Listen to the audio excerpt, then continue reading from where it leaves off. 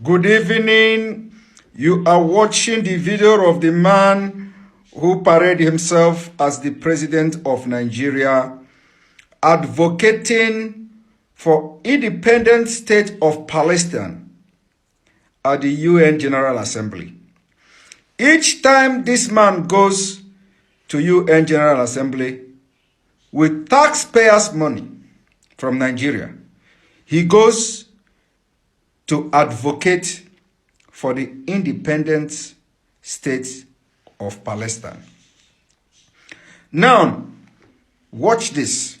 On the international scene, Mr. President, the United Nations has new opportunities to take the lead on issues that continue to cloud the prospect for international peace, prosperity, namely the right of the Palestinian people to have their own country free of occupation. The international community has spoken from Resolution 242 of 1967 to the present day on the rights of Palestinian people to have and live in peace in their own land.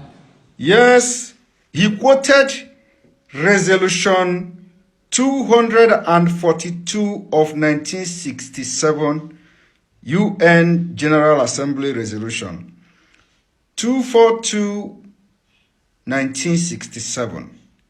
What does it say? Let's look at it. The United Nations Security Council Resolution 242 of November 22, 1967. The preamble referred to the inadmissibility of the acquisition of territory by war and the need to work for a just and lasting peace in the Middle East, in which every state in the area can live in security. Operative paragraph 1 affirmed that the fulfillment of the Charter principles requires the establishment of just and lasting peace in the Middle East, which should include the application of both the following principles. 1. Withdrawal of Israel armed forces from territories occupied in the recent conflict. Termination of all claims or state of belligerency and respect for an acknowledgement of the sovereignty, territorial integrity, and political independence of every state in the area and their right to live in peace within secure and recognized boundary, free from threat or act of force.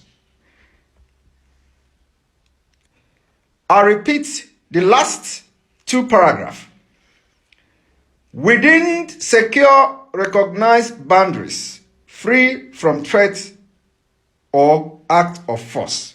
Now, you ask yourself, did Palestine sign this treaty when it was passed in 1967? The answer is no.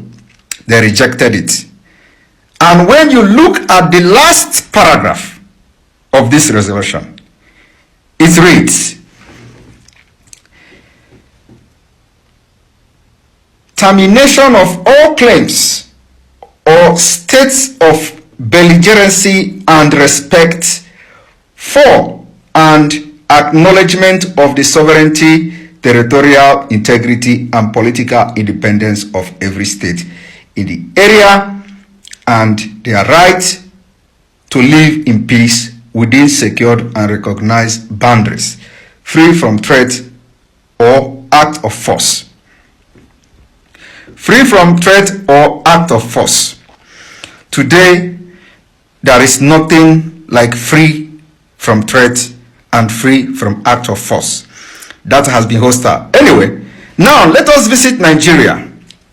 After the war, after the civil war, how did the Nigeria war ended? It is something that everybody has the knowledge. So, the Biafra civil war ended it with no victor, no vanquish.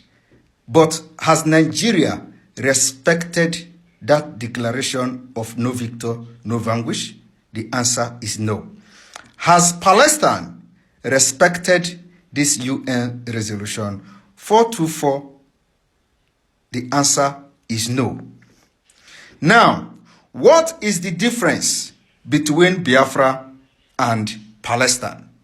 That this man who is presiding over Nigeria will go to the UN General Assembly with taxpayers' money to advocate for independent state of Palestine, but refuse to listen to we Biafrans, even when they have violated with impunity the no victor, no vanquish.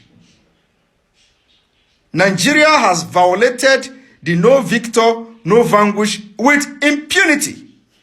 Impunity of the highest order. But he goes to the UN General Assembly and advocates for independent state of Palestine.